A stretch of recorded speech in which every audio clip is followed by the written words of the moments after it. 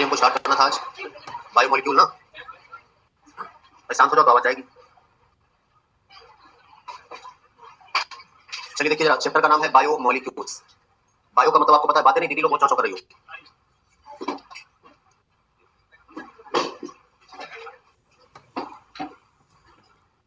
चलो हमें पढ़ना था चैप्टर बायोमोलिक्यूल्स, ठीक है। अब जरा इसमें देखो, अगर हम लोग बात करें तो इसमें एक तो है बायो, दूसरा है molecules.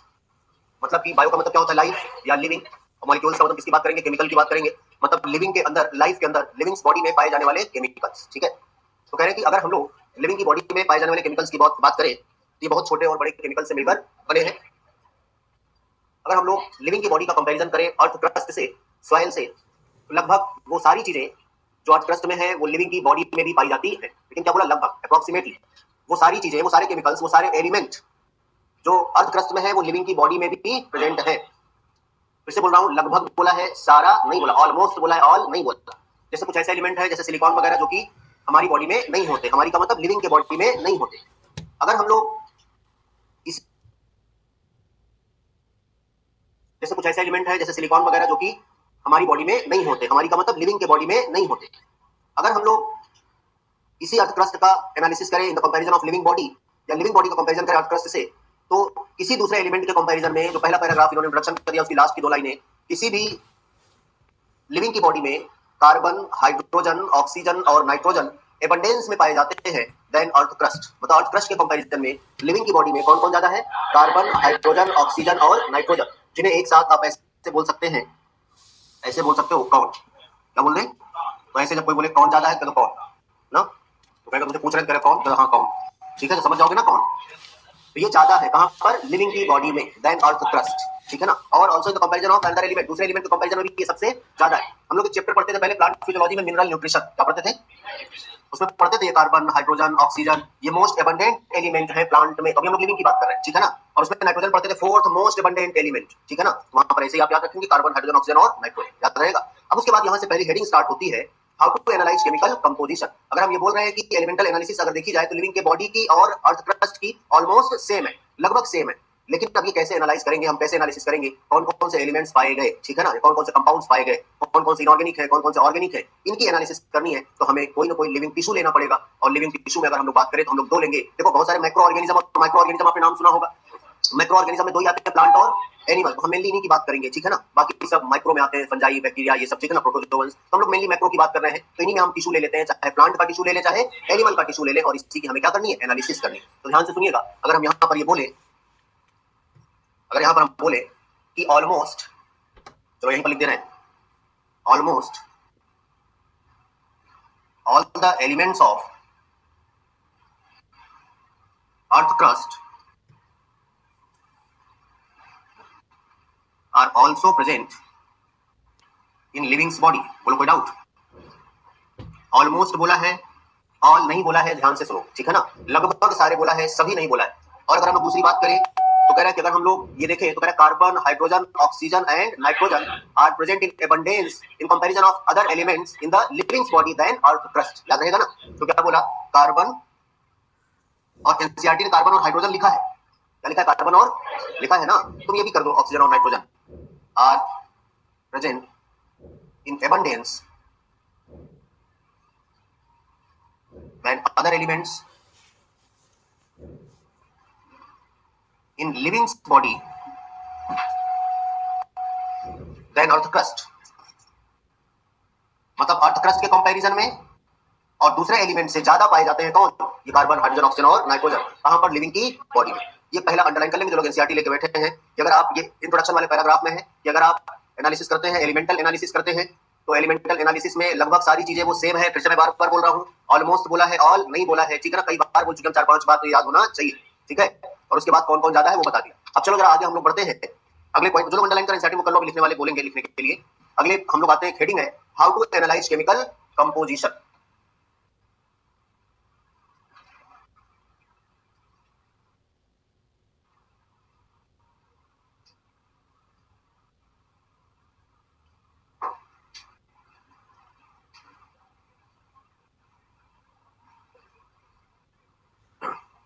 How to analyse chemical composition. मतलब इसका केमिकल कंपोजिशन लिविंग बॉडी की कंपोजिशन, ठीक है ना, कि लिविंग की बॉडी में कौन कौन से केमिकल पाए जाते हैं, उनका केमिकल कंपोजिशन क्या है। इसका पता लगाने के लिए हमें कोई टिश्यू तो लेना पड़ेगा। ये करें कि मान लीजिए आप कोई प्लांट का टिश्यू ले लीजिए, आप कोई प्लांट ले लीजिए या आप कोई एनिमल टिश्यू ले लीजिए, इन्हीं की तो आप एनालिसिस करेंगे। हमने कहा माइक्रो ऑर्गेनिज्म कोई ले लेते हैं, जिन्होंने ले लिया इसको प्लांट या एनिमल। कह रहे कि अगर आप प्लांट ले रहे हैं तो आप इसमें क्या ले लेंगे, कोई इन्हीं की तो आप एनालिसिस करेंगे। हमने कहा माइक्रो ऑर्गेनिज्म कोई ले लेते हैं, जिन्होंने ले लिया इसको प्लांट या एनिमल। कह रहे कि अगर आप प्लांट ले रहे हैं तो आप इसमें क्या ले लेंगे, कोई वेजिटेबल ले ले, लीफ ले ले, समझ गया ना, कुछ भी आप ले सकते हैं। यहां पर कह रहे चलो वेजिटेबल ले लिया। यहां पर कह रहे एनिमल में आप कुछ लेंगे, तो कह रहे एनिमल में मान लो यहां पर ये पीस ऑफ लिवर ले लिया, ठीक है ना, पीस ऑफ लिवर, जिगर का टुकड़ा ना। मम्मी कहती है मेरे जिगर का टुकड़ा हो, तो तुम्हें लगता है अपने दिल का टुकड़ा कह रही है, दिल का टुकड़ा नहीं कह रही है, बात समझ गए ना, ये लिवर का टुकड़ा। चलो अब जरा देखो इसे क्या करेंगे, इसको ले लिया, दोनों को साथ नहीं लेंगे, जिसकी एनालिसिस करनी है तरीका सेम है, प्रोसेस सेम है, इसलिए एक साथ लिख दिया। तो प्लांट में मान लो ये ले लिया, अगर इसका करना है तो एनिमल में मान लो ये, कोई जरूरी नहीं हम यही ले, समझ गया ना, कोई भी एक एनिमल टिश्यू ले लो या कोई भी एक प्लांट टिश्यू ले लो, ठीक है। अब चलो इसको लेने के बाद इसको ग्राइंड कर लो, इसको पीस लो ट्राइक्लोरोएसिटिक एसिड में with the help of mortar and Pasteur. घर में मसाला कूटने वाला वो खलबट्टा आता है ना, उसी से क्या करो, इसको कूट लो, पीस लो। किसमें पीस लोगे, ट्राइक्लोरोएसिटिक एसिड Cl3CCOOH, ठीक है ना। तो क्या किया, इसको ग्राइंड इट,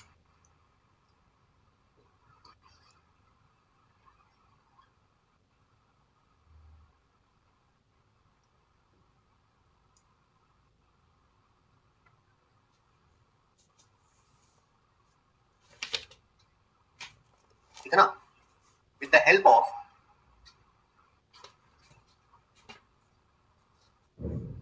मॉर्टर एंड, ठीक है ना, मॉर्टर एंड पेस्टर। तो खलबट्टा लेके उसमें एसिड डालो, उसमें टिश्यू डालो, उसको क्या कर लो, पीस लो। जब पीसोगे, कोई भी चीज तुम पीसते हो, मसाला पीसते हो मिक्सर में, तो उसमें मसाला सूखा डाल दिया, उसमें थोड़ा सा पानी डालते तो वो क्या गीला हो जाता है, एक पेस्ट बनता है कि नहीं बनता है। तो अगर वैसे ही थिक स्लरी, गाढ़ा घोल मिलेगा, क्या मिलेगा, जब पीसोगे टिश्यू को तो एक गाढ़ा घोल मिलेगा, स्लरी मिलेगा, और उसको छान लो। छानोगे कैसे, मोटे कपड़े से, पतले कपड़े से, पतले कपड़े से, अगर इसको छान दो चीज क्लॉथ या कॉटन से, ठीक है ना, किससे, कॉटन के कपड़े से या चीज क्लॉथ। देखो पनीर बांधते हैं जिसमें, देखो तो पानी टपकता रहता है, मतलब कि उसे आसानी से छन जाता है, वो कॉटन का कपड़ा, उसी को बोले चीज क्लॉथ या कॉटन, ठीक है ना। तो यहाँ पर क्या मिलेगा, बोलो, छानने के बाद अभी ऑब्टेन थिक स्लरी, इसके बाद पीसने के बाद थिक स्लरी। थिक का मतलब पता है तुम्हें, गाढ़ा, स्लरी का मतलब घोल, ठीक है ना, एक गाढ़ा घोल मिलेगा। चलो यहां कह रही है इस तरह से एक थिक स्लरी मिल गया, और इसको क्या करो, अब छान लो, ठीक है ना, थिक स्लरी मिल गया, इसको छान लो, स्ट्रेन इट।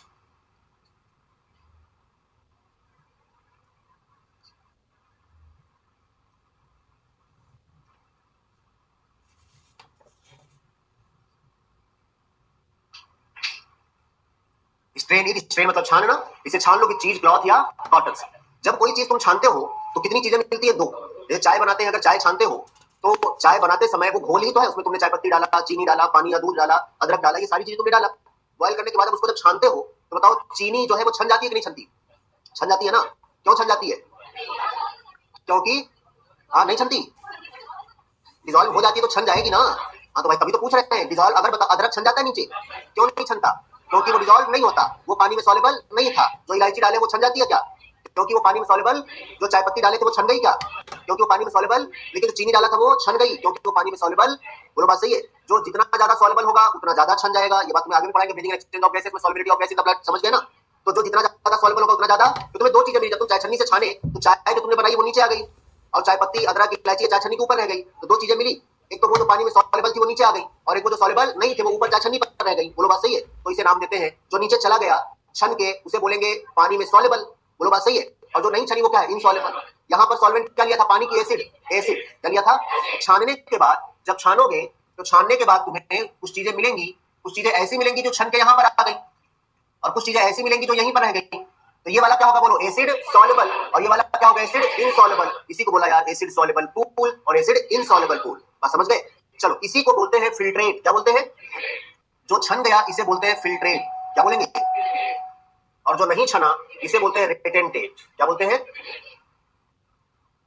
रिटेंटेट, बात समझ गए। क्या इसी को हम लोग ये बोल सकते हैं कि ये जो फिल्ट्रेट है ये एसिड सॉल्युबल है। बोलो अगर ये सॉल्युबल ना रहा होता तो छनता क्या, और जो रिटेंटेट है इसे हम बोलते हैं एसिड इनसॉल्युबल। बोलो क्या बोलेंगे, एसिड। कोई डाउट।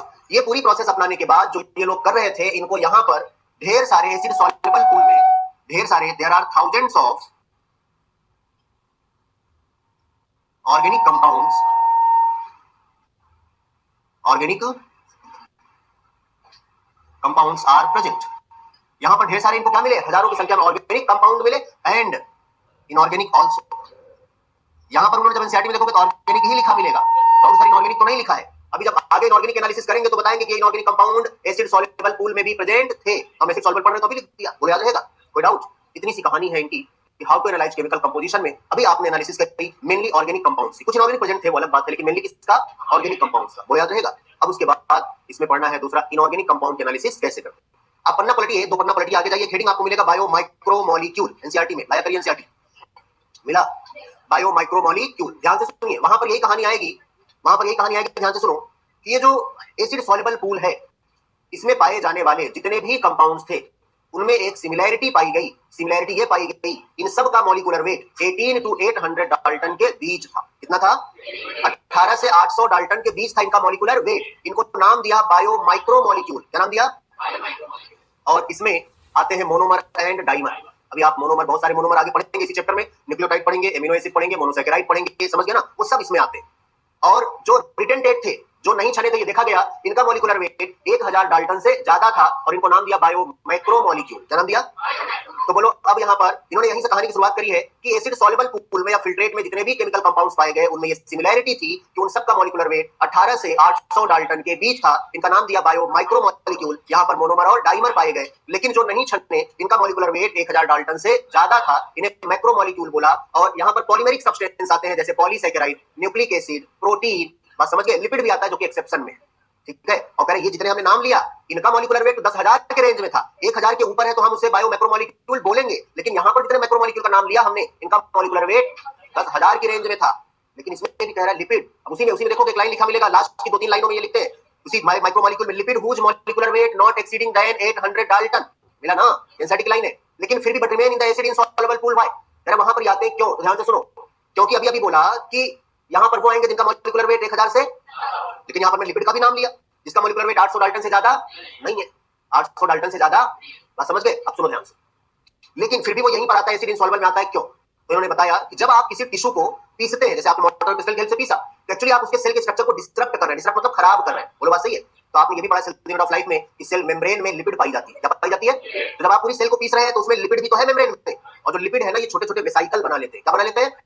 और जब इनको छाना जाता है तो वेसाइकल छनते नहीं है, उनका मॉलिक्यूलर वेट कम है लेकिन वेसाइकल फॉर्म करने की वजह से छनते नहीं है, वो किसके साथ रह जाते हैं? इनसॉल्युबल पूल में रह जाते हैं, बाकी सारे पॉलीमर के साथ रह जाते हैं। तो संगत का असर है, वो छने नहीं, इसलिए उनको बायो मैक्रो मॉलिक्यूल बोला। अदरवाइज वो सच में मैक्रो मॉलिक्यूल नहीं है, क्योंकि सच में मैक्रो मॉलिक्यूल तो वो है जिनका मॉलिक्यूलर वेट 1000 से ज्यादा हो। बोला याद रहेगा सर, वेसाइकल क्या होता है? आप कभी पानी में आप घी डालिए, तेल डालिए, ऐसे छोटे छोटे बबल्स बन जाते हैं, वो वेसाइकल है, बात समझ गए ना? तो ऐसा स्ट्रक्चर बन जाता है, वो क्षमता नहीं है, इसके साथ रह जाता है, साथ रहने की वजह से क्या बोल देते हैं? Macro molecule. Otherwise strictly macro molecule नहीं है, मतलब सच में मैक्रो मॉलिक्यूल नहीं है। सच में मैक्रो मॉलिक्यूल वो होगा जिसका मॉलिक्यूलर वेट, बात समझ गए, 1000 से ज्यादा, इसका 1000 ज्यादा नहीं होता, फिर भी उसी में आता है, ऐसा क्यों? बात समझ गए? कोई डाउट? हम ज्यादा तक इस हेडिंग को यहीं पर लिख देते हैं क्योंकि जितनी बातें हमने आपको बोला, क्योंकि हम यहाँ पर सॉल्युबल और इनसॉल्युबल पढ़ रहे हैं, यहीं पर लिख के चलेगा, जब उस हेडिंग पर आएंगे तो हम बोलेंगे हम लोग पढ़ के आए, ठीक है ना? वो सारी बातें यहीं पर लिखते, ध्यान से सुनो।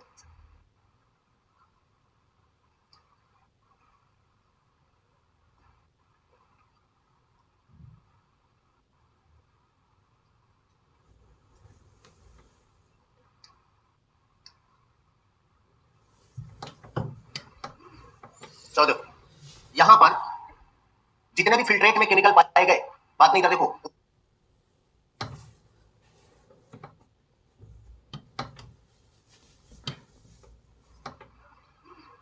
चलो देखो, यहां पर जितने भी फिल्ट्रेट में केमिकल पाए गए, बात नहीं कर, देखो उन सब का मॉलिक्यूलर वेट कितना था बोलो? 18 to 800 डाल्टन। इनका नाम क्या दिया?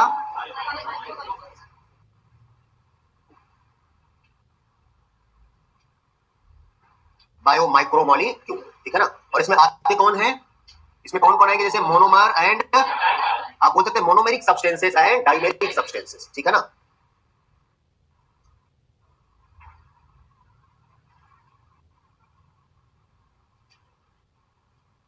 सर जैसे किसी का नाम बता दीजिए, जैसे मोनोमर में आप किसी का भी नाम लिख लीजिए, फॉर एग्जांपल जैसे आप एमिनो एसिड लिख लीजिए, amino acid monomer of protein होता है, जैसे आप न्यूक्लियोटाइड लिख लीजिए, जैसे आप न्यूक्लियोसाइड लिख लीजिए, अभी आगे पढ़ाएंगे, ठीक है ना। जैसे आप मोनोसैकेराइड लिख लीजिए, डाइसैकेराइड लिख लीजिए।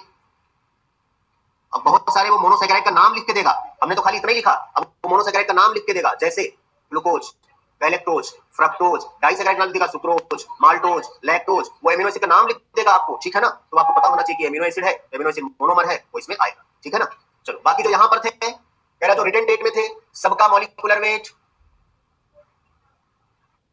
इनका molecular weight more than 1000 Dalton होता है, और इनका नाम क्या देते हैं, बायो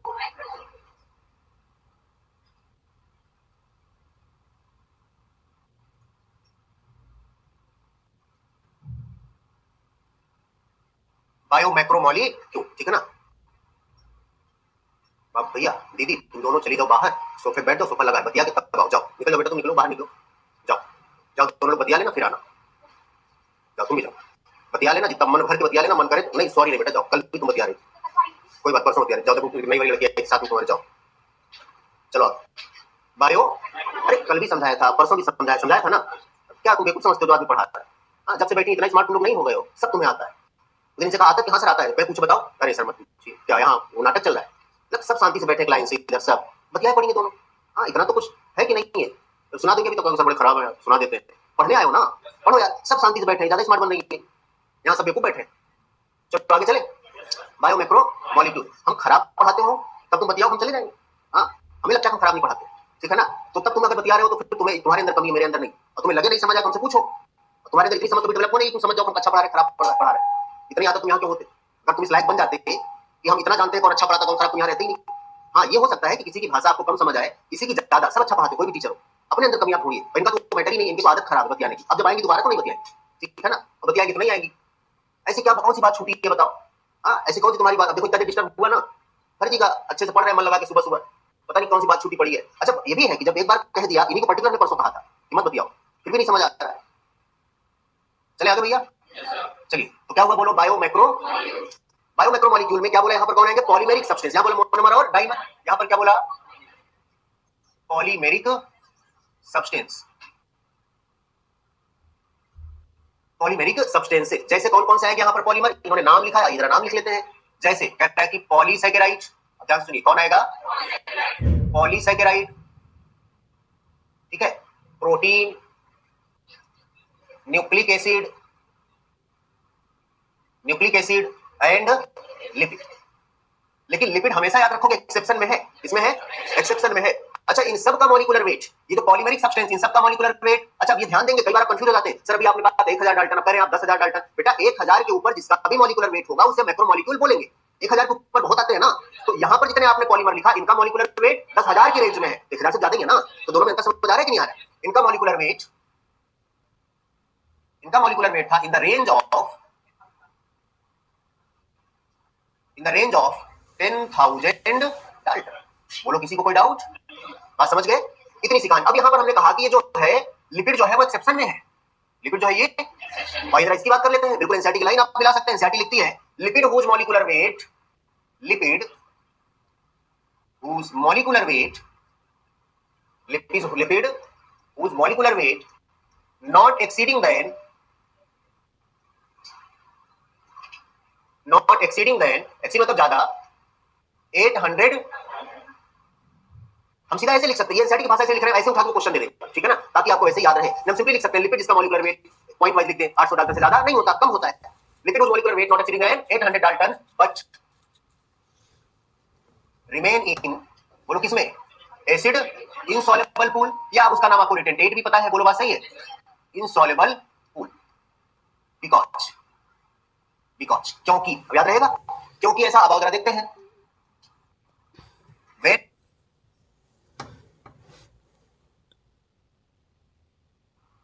बिकॉज क्योंकि, अब याद रहेगा, क्योंकि ऐसा, अब अगर देखते हैं when we grind any tissue, जब टिश्यू को हम ग्राइंड करते हैं तो लिपिड, अब हम डायरेक्ट लिख रहे हैं और बातें नहीं लिख रहे हैं कि एक्चुअली इसका स्ट्रक्चर डिस्टर्ब, सब कहानी है ना यार, ठीक है ना, लिपिड फॉर्म वेसाइकल ना, वेसाइकल मतलब बता दिया था, and does not strain, and does not strain मतलब छन्ना, और क्षमता नहीं है, डज नॉट स्ट्रेन, बस समझ गए। बट रिमेन विद किसके साथ रह जाता है, but remain with insoluble pool या रिटेंटेट, ऐसा लिखते, remain with retentate, hence it is called biomacromolecule. Strictly biomacromolecule, सच में बायोमैक्रोमोलिक्यूल, यहां पर लिख दिया वो खाली साथ रहने का असर है, अदरवाइज मैक्रोमोलिक्यूल तुमको बोलेंगे जितना मॉलिक्यूलर वेट 1000 से ज्यादा है। लिपिड इज नॉट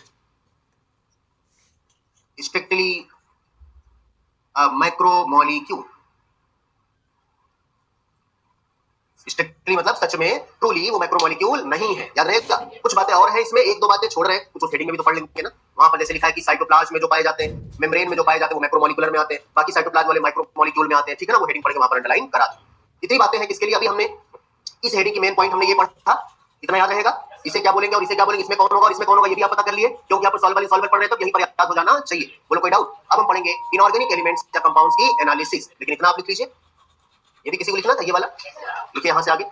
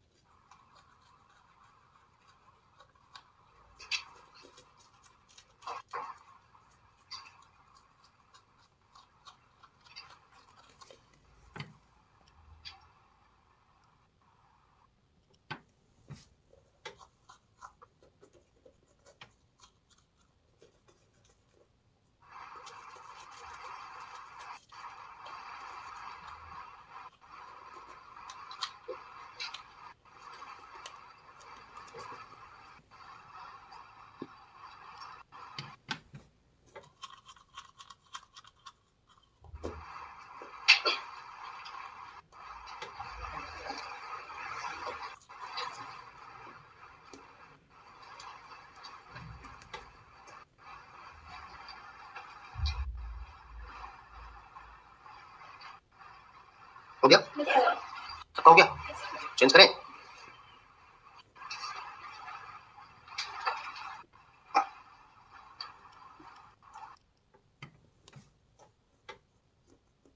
चलो चलो आ जाओ, वो कहाँ गई एमपी वाली, नहीं आएगी, अच्छा उसको बाहर रखें, देखो ये दोस्ती इनकी। चलो इधर देखो, ये यहाँ से हमने इतना लिखा, अब ध्यान से सुनो, हमने इतना लिखा, हम यहाँ पहुंचे थे, तब तक तुम यही पूछ रहे थे, पेपर ना छोड़े,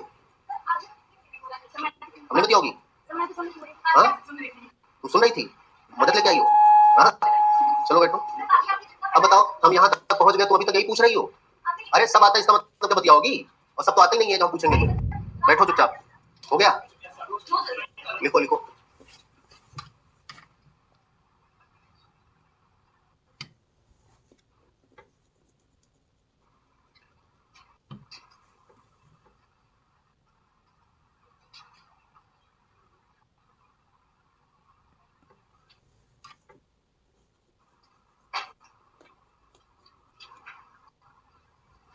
हो गया, सबका हो गया।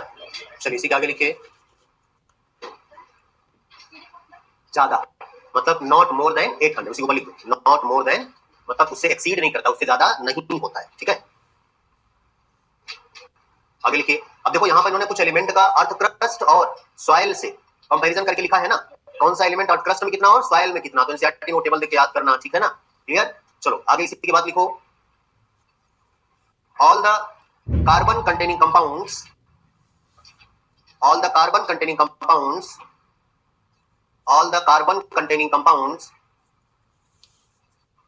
all the carbon containing compounds occur in living body occur in living's body occurs in living's body can be called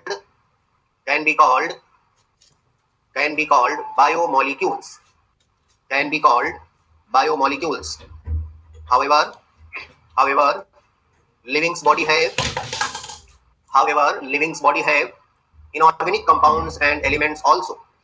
inorganic compounds and elements also. कह रहा है लिविंग के बॉडी में जितने कार्बन कंटेनिंग उन्हें बायोमोलिक्यूल बोल सकते हैं, लेकिन सिर्फ वही नहीं पाए जाते, लिविंग की बॉडी में इनऑर्गेनिक कंपाउंड और एलिमेंट भी पाए जाते हैं। However living body have inorganic compounds and elements also. बात समझ गए? चलिए अब नेक्स्ट पॉइंट। अब हमें पढ़ना है कि कैसे हम इनऑर्गेनिक कंपाउंड या एलिमेंट्स की एनालिसिस करेंगे, ठीक है ना। तो उसके लिए एक डिफरेंट, थोड़ा सा अलग, हार्मफुल, डिस्ट्रक्टिव प्रोसेस अपनाया जाता है। कैसे, वो भी आपको देखने को मिलेगा, जरा आगे लिखिएगा। For analysis of inorganic compounds and elements for analysis of inorganic compounds and elements we perform a slightly different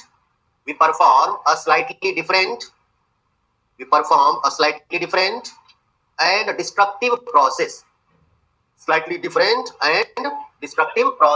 different मतलब थोड़ा सा अलग मेथड अपनाएंगे। DESTRUCTIV, डिस्ट्रक्टिव मतलब हार्मफुल, ठीक है ना। तो डिस्ट्रक्टिव प्रोसेस अपनाएंगे कैसे, आइए जरा देखते हैं। जैसे वही सेम बात कह रहे हैं कि आप कोई प्लांट का टिश्यू ले लीजिए या आप कोई एनिमल का टिश्यू ले लीजिए, ठीक है ना। प्लांट टिश्यू में जैसे कह रहा है कि आप कोई लीफ ले लीजिए, क्या ले लीजिए, कह रहा है कि आप कोई लीफ ले लीजिए, ठीक है ना। जैसे यहां पर कह रहा है वही आप कोई लीवर का पीस ले लो भाई, पीस ऑफ लीवर। जब आप कोई भी टिश्यू, जैसे आपने कोई प्लांट का टिश्यू लिया, कोई लीफ आपने तोड़ी, अभी वो पत्ती तो हरी है ना, उसका जो वेट होगा अभी फ्रेश वेट है ना, उससे वेट वेट बोलते हैं। क्या बोलते हैं? जैसे आप कभी लकड़ी कोई हो जो तुरंत पेड़ से काटी जाए, उसका वेट करिए और जब उसे रख दीजिए, वो सूख जाए, उसका पानी इवेपोरेट हो जाए, वेपर के फॉर्म में लॉस हो जाए, फिर उसका वेट करिए तो हल्की हो जाती है ना। तो अभी जो आपने तोड़ा है वो वेट वेट है उसका। ऐसे ही कोई टिश्यू अभी आपने लिया, तो ये क्या है, बोलो वेट वेट। अब इसको आप ऐसे ही रख देंगे, उसका पानी इवेपोरेट हो जाएगा, अब वो क्या कहलाएगा, ड्राई वेट, ठीक है ना। तो चलिए कह रहा है कि आप इसको ले लीजिए और लेने के बाद आप ये, अब इसको क्या बोलेंगे, वेट वेट। क्या बोलेंगे इसको बोलेंगे वेट वेट, ठीक है ना, वेट वेट। इसको आप ड्राई कर लीजिए, सुखा लीजिए, ठीक है ना, ड्राई इट। इसे सुखाने के बाद अब जो बचेगा उसे क्या बोलेंगे, ड्राई वेट, ठीक है ना। इसको सुखा लीजिए, dry it.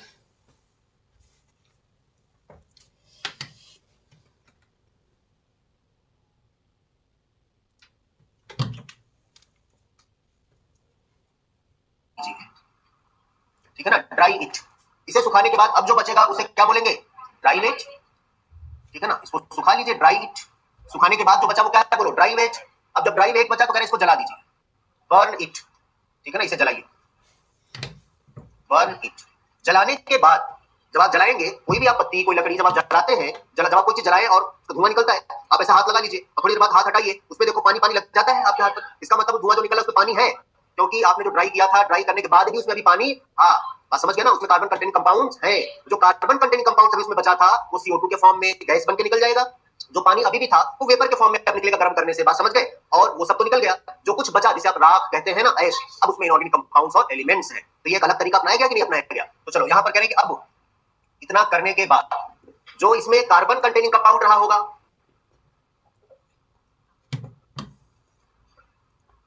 Carbon containing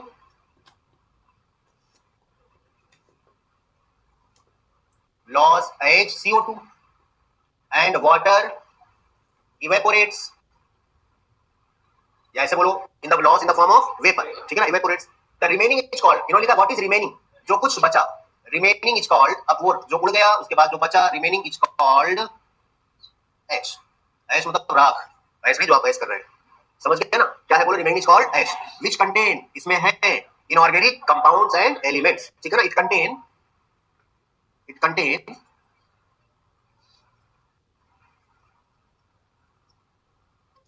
inorganic compound जैसे इन्होंने लिखा है सल्फेट एंड फॉस्फेट, ये PO4 SO4, ये क्या है बोलो, कंपाउंड्स है। And inorganic compounds and elements जैसे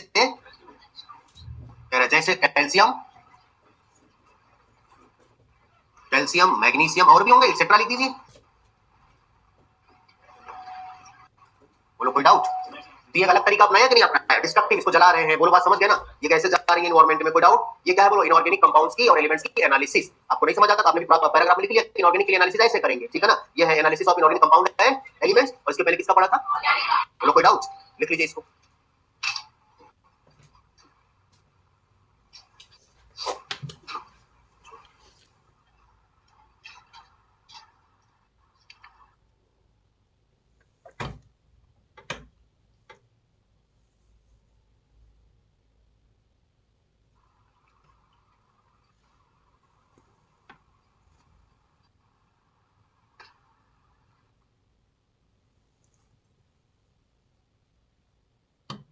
how to analyse chemical composition, उसमें दोनों आ गए, ऑर्गेनिक और, अब इसमें आप सब हेडिंग डाल सकते हैं एनालिसिस ऑफ ऑर्गेनिक कंपाउंड्स, और उसी में सब हेडिंग दूसरी हो गई analysis of inorganic compounds and elements, ठीक है ना?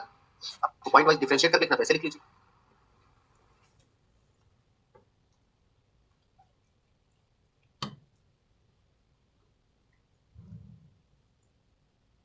वहां पर वो जो हेडिंग थी ना, वो मेन थी क्या? Analysis of how to analyse chemical composition, उसमें दोनों आ गए, ऑर्गेनिक और, अब उसमें आप सब हेडिंग डाल सकते हैं एनालिसिस ऑफ ऑर्गेनिक कंपाउंड्स, और उसी में सब हेडिंग दूसरी हो गई analysis of inorganic compounds and elements, ठीक है ना? आपको पॉइंट वाइज डिफरेंशिएट कर लिखना, वैसे लिख लीजिए।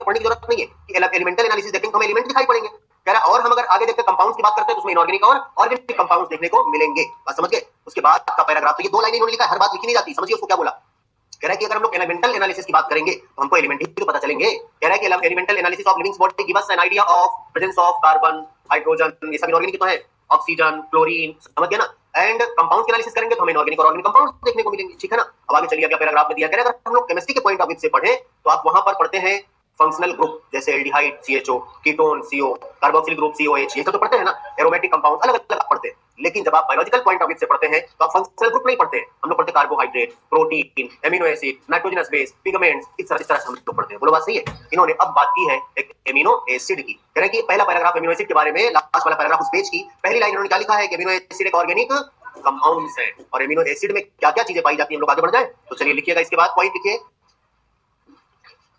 अब भाई वो बात मैं नहीं लिख रहा हूं कि अगर एलिमेंटल एनालिसिस करेंगे तो हमें किसका आइडिया मिलेगा? इनऑर्गेनिक एलिमेंट्स का मिलेगा, जैसे कार्बन, जितने भी इनऑर्गेनिक नाम तुम लिख डालो, बात समझ गए ना? ये सब लिखने की जरूरत नहीं है, आगे लिखिएगा। From chemistry point of view, from chemistry point of view, मतलब केमिस्ट्री में we classify the chemicals as functional group, we classify the chemicals as functional group, from the chemistry point of view we classify the chemicals as functional group like aldehyde, ketone, carboxyl group, etc कर दो, aromatic compounds, ठीक है ना? etc कर दो। उन्होंने aldehyde लिखा है, कीटोन लिखा है, एरोमेटिक लिखा है, ठीक है ना? Aldehyde, ketone, aromatic compounds etc, carboxyl group लिखे तो वो सब फंक्शनल ग्रुप ही तो पढ़ते हैं। But from the biological point of view, but from the biological point of view we study या क्लासिफाई, आप कुछ भी लिख सकते हो, वी स्टडी डैश करके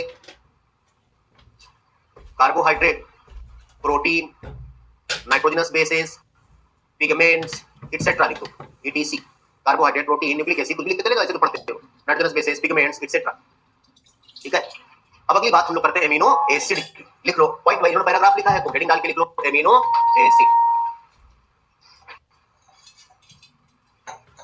एमिनो एसिड। ये कह रहे हैं कि एमिनो एसिड जो है ना वो एक ऑर्गेनिक कंपाउंड है, क्या है बोलो? एक एमिनो एसिड जो है उसे बोलते हैं कि एक सब्स्टिट्यूटेड मीथेन है। क्यों बोलते हैं सब्स्टिट्यूटेड मीथेन? ध्यान से सुनो,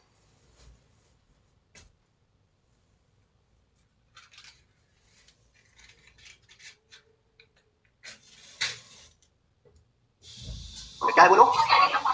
एक एमिनो एसिड जो है उसे बोलते हैं कि एक सब्स्टिट्यूटेड मीथेन है। क्यों बोलते हैं सब्स्टिट्यूटेड मीथेन? ध्यान से सुनो, मीथेन लिखते हो तो ये CH4, CH4 को अगर तुम लिखोगे तो ऐसे ही तो लिखोगे, यहां पर बोलो कार्बन की वैलेंसी कितनी है? 4, बोलो बात सही है? ऐसे ही अगर हम किसी एमिनो एसिड की बात करें तो एमिनो एसिड में यहां पर एक ही कार्बन से लगा एमीन ग्रुप NH2, उसी कार्बन से लगा कार्बोक्सिल ग्रुप COH, इसे इन्होंने बोला अल्फा कार्बन, क्या बोला, और यहाँ पर एक लगा दिया वैलेंसी को पूरा करने के लिए हाइड्रोजन, और एक यहाँ पर होगा आर, इसे बोलते हैं एल्काइल ग्रुप। यहाँ पर भी देखो कार्बन की वैलेंसी 4 थी मीथेन में, और यहाँ पर भी कितनी है, 4, इसलिए इसे क्या बोला कि एमिनो एसिड एक सब्स्टिट्यूटेड मीथेन है, याद रहेगा। तो इन्होंने इसका नाम दिया, कह रहे कि यह है अल्फा कार्बन, क्या है बोलो, मतलब कि ये कह रहे हैं कि amine group and carboxyl group attached on the same carbon, that is alpha carbon, ठीक है ना, और इस एमिनो एसिड का नाम कह दिया अल्फा एमिनो। तो कभी कभी आपसे यही पूछ लेता है कि अल्फा एमिनो एसिड में कौन कौन चीजें पाई जाएंगी, तो बता दोगे, कितने कंपोनेंट है बोलो, 4, और कौन सा दिख रहा है, एक एमीन ग्रुप दिख रहा है, दूसरा बोलो हाइड्रोजन दिख रहा है, तीसरा कार्बोक्सिल ग्रुप दिख रहा है, और एक है आर ग्रुप, जिसे बोला ये है एल्काइल ग्रुप। ये क्या है बोलो, ये जो एल्काइल ग्रुप है ना, ये होता है वेरिएबल। ये क्या होता है, किसी भी एमिनो एसिड में जब आप देखेंगे, किसी भी एमिनो एसिड में कार्बोक्सिल ग्रुप भी होगा, एमीन ग्रुप भी होगा, हाइड्रोजन भी होगा वैलेंसी को पूरा करने के लिए, लेकिन आर ग्रुप जो है ना ये बदलता रहेगा। इसकी जगह सिंपली हाइड्रोजन लग जाएगा तो एमिनो एसिड का नाम ग्लाइसिन हो जाएगा, इसकी जगह मिथाइल ग्रुप लग जाएगा तो एमिनो एसिड का नाम एलेनिन हो जाएगा, इसकी जगह हाइड्रोक्सी मिथाइल CH2OH लग जाएगा तो एमिनो एसिड का नाम सेरीन हो जाएगा। समझ गए ना। तो on the basis of variable group there are different types of amino acid. हालांकि एमिनो एसिड प्रोटीन बनाते हैं, और जो प्रोटीनेशियस एमिनो एसिड होते हैं, जो प्रोटीन बनाते हैं, वो सिर्फ 20 टाइप्स के होते हैं। कितने टाइप के, ये बात इतना इन्होंने यहाँ लिखा है, और इसी एमिनो एसिड में कुछ होते हैं इसेंशियल और कुछ होते हैं, ये बात आपको पढ़ाएंगे जब प्रोटीन, वहां पर पढ़ाएंगे प्रोटीन जो है पॉलीमर ऑफ एमिनो एसिड है, और सिर्फ 20 टाइप्स के एमिनो एसिड प्रोटीन में पाए जाते हैं, वहां पर बताएंगे कौन कौन इसेंशियल और कौन कौन। कोई डाउट, अब उसकी इतनी सी कहानी है। अब यही हमको पढ़ना है कि इसके वेरिएबल है, जिसकी इसकी जगह H आ सकता है, हाइड्रोजन सब सिंपलेस्ट एमिनो एसिड बोलते हैं ग्लाइसिन, इसकी जगह मिथाइल ग्रुप आ सकता है, हाइड्रोक्सी मिथाइल आ सकता है, एरोमेटिक कंपाउंड आ सकता है। बस समझ गए, इसी के सब कुछ सेम होगा, ये बदलता रहेगा, एमिनो एसिड बदलता रहेगा। लिखिएगा एमिनो एसिड आपने लिखा है, लिखिए उसमें amino acids are organic compounds, organic compounds. Next point करके, it is a substituted methane, मतलब amino acid is a substituted methane. क्यों बोला, समझ गए ना, मीथेन में भी कार्बन की वैलेंसी 4 और यहां पर भी 4, ठीक है ना। Next point, in an amino acid, next point करके, in an amino acid an amino group and in an amino acid, ठीक है ना, और करके an amino group and a carboxylic group attached on same carbon that is alpha carbon, attached on same carbon that is alpha carbon, and the amino acid is called alpha amino acid, attached on the same carbon that is alpha carbon and the amino acid is called alpha amino acid। और याद रहेगा, ऐसे बना लो, ये समझ गए ना। कितने कंपोनेंट यहाँ पर लिखा है, कौन कौन होंगे, वेरिएबल कौन होगा, यहाँ से हम लोग कंटिन्यू करेंगे कहानी नेक्स्ट रन पे, कि इसके आर के बेसिस पर एमिनो एसिड कितने टाइप्स के होते हैं, और ये एमिनो एसिड कौन कौन से हैं, बात समझ, जो प्रोटीन फॉर्म करेंगे, इसको बना लीजिए। ये तो समझने के लिए बोला था CH4 ये है, तो ऐसे कार्बन की वैलेंसी जितना यहाँ उतना ही वहाँ, ठीक है ना, बना लीजिए, लिख लीजिए, नेक्स्ट रन पे यहीं से हम लोग कंटिन्यू करेंगे।